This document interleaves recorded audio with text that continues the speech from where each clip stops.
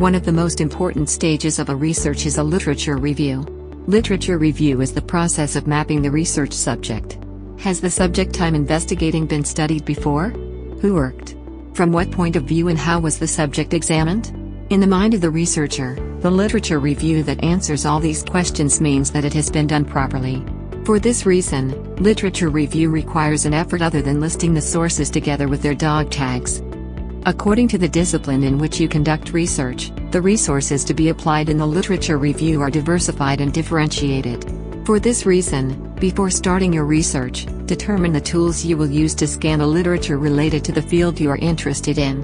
Plan how soon this scan will be completed after the detection of the vehicles. Within this plan, classify your research question from various angles by dividing the subheadings of the scan. Because classification will facilitate the evaluation of the data obtained as a result of the literature review. Keywords that will be extracted as part of the research question will allow you to improve your scan. Before starting a literature review, your research question must be clearly specific. Along with a literature review, you will have the opportunity to pave the way for your own work, and you will have the ability to determine at what points the previous paths are concentrated.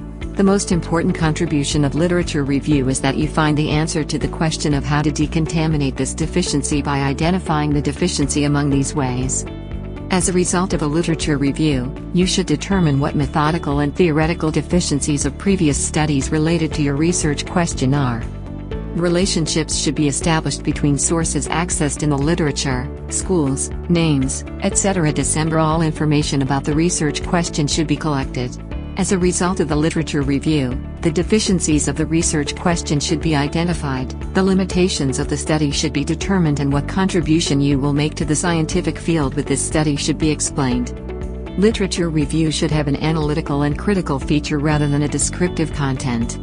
What is the contribution of literature review to the research process?